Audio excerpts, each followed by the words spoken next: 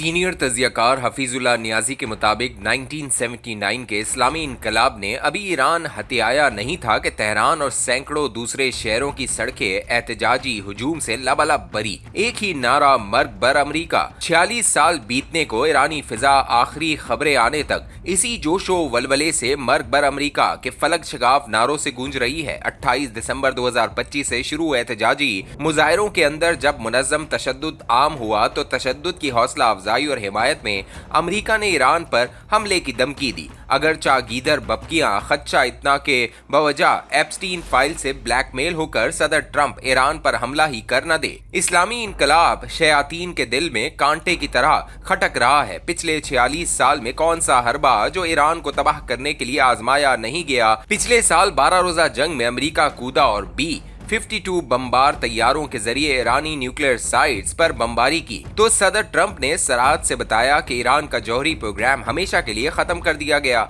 समझ से बालातर कि जनवरी 2026 से फिर जौहरी प्रोग्राम का कजिया कहां से खड़ा हो गया। 12 जून 2025 को जब इसराइल ने ईरान पर हमला किया तो बकौल ट्रंप ईरान ने इसराइल की ईंट से ईंट बजा दी। 12 रोजा जंग की जिल्लत ही कि इसराइल हर सूरत अमरीकी शहबाज को ईरानी ममूले से लड़वाने पर मिस्र था। नेतन्याहू पिछले 3 माह में दर्जन बार अमरीका गया और बिला आखिर ट्रंप को जंग के लिए आमादा कर लिया। जनवरी में फसादात पर उकसाने वाले 800 के करीब इसराइली और CIA कारिंदे जब गिरफ्तार किए और इनको आनन फानन फांसी दी जानी थी, सदर ट्रंप तो लड़ाई के बहाने ढूंढ रहा था। धमकी दी कि अगर गद्दारों को फांसी दी गई तो हम ईरान पर बम गिरा देंगे। ईरानी क़यादत इंतहाई ज़ीरक और हिकमत से माला माल। फांसियां मुलतवी कर दी। माहौल न बना तो फिर से यूरेनियम अफजूदगी का तनाज़ा उठा दिया। ईरान ने किसी न किसी तरह अमरीका को मुज़ाकरात पर आमादा कर लिया। यूरेनियम की अफजूदगी की हर हद और कदगन मानने का इंदिया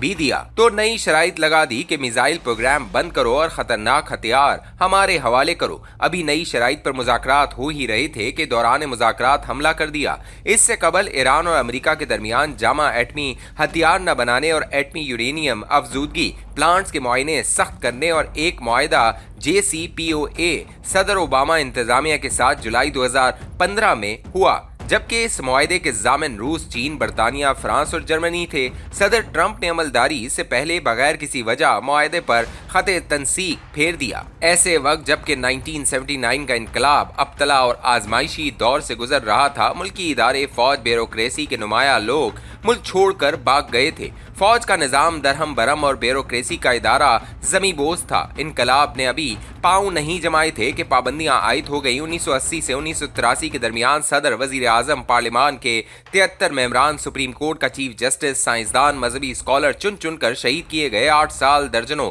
ममालिक की मदद शामिल। इराक को ईरान पर हमला आवर रखा। साजिशों का लामुतनाई सिलसिला आज तक खत्म न हुआ।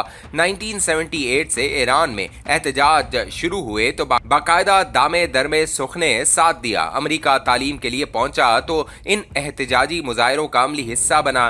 खुशी की इंतहा जिस इस्लामी इनकलाब का ख्वाब पाकिस्तान में देख रहा था, मिनवन ईरान में आ चुका था। शाह ईरान के खिलाफ एहतजाजी तहरीक अभी इब्तदाई मराहिल में थी कि मगरबी मीडिया ने मजहबी शिया तहरीक का नाम दिया। डंडोरा पीटा ताकि ईरान आलम इस्लाम से कट जाए। अमरीका के ईमा पर तमाम इस्लामी ममालिक ने ऐसे दीनी रहनुमाओं की पजीराई की जिन्होंने बढ़ चढ़ कर हुकूमती सरपरस्ती में ईरान के खिलाफ फिरकावारियत को हवा दी। अगरचा ईरानी इनकलाब फिरकावारियत के तासुब में किसी हद तक रंगा था। इमाम खुमैनी का किबला 100% दुरुस्त था। इक्तदार संभालते ही तमाम इस्लामी दुनिया के चीदा चीदा दीनी रहनुमा, मजहबी स्कॉलर्स पाकिस्तान में मौलाना मौदूदी के पास खुसूसी नुमाइंदे भेजे। बिला तफरीक राब्ते कायम किए। इक्तदार संभालते ही पहला ऐलान इसराइल को सरजमीन फ़लस्तीन से फारिग करना और फ़लस्तीनी तहरीक आज़ादी की मदद को फरीज़ा कामत दीन करार दिया। ईरानी आइन का हिस्सा बनाया। आज़ाद फ़लस्तीन की तहरीक में PLO, अल फतह नुमाया। ईरान ऐसी सारी तंजीमों की हिमायत में सीना सपर हो गया। बैतुल मुकद्दस की आज़ादी के लिए 27 रमज़ानुल मुबारक को यौम कुद्स मनाने का ऐलान किया। तब से आज तक ईरानी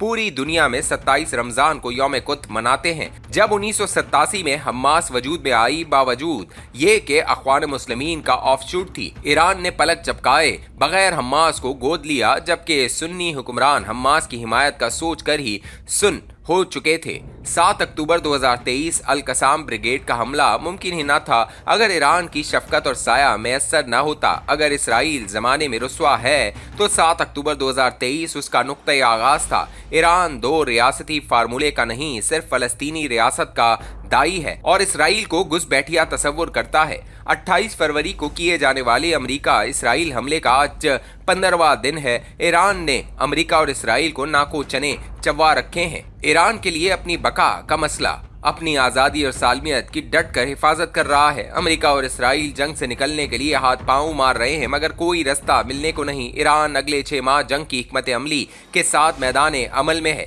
हिकमत अमली का कमाल के दुनिया की इकनॉमी आज ईरान के रहमो करम पर है। फ़कत आबनाए हुर्मस चंद माह बंद रखनी है, दुनिया इक्तिसादी तबाही के दहाने पर होगी। यही वजह है कि सारी दुनिया का ट्रम्प को जंग बंद करने पर इसरार है। ईरानी फौज के तर्जुमान का ताज़ा बयान कि मंगल से दर्जनों ममालिक हमारे पास अमेरिका का जंगबंदी पैगाम लेकर आए मगर हमें जंगबंदी में कोई दिलचस्पी नहीं। ईरान की नई क़यादत ने जंगबंदी के लिए मुमकिन 3 मुतालबात रखे हैं।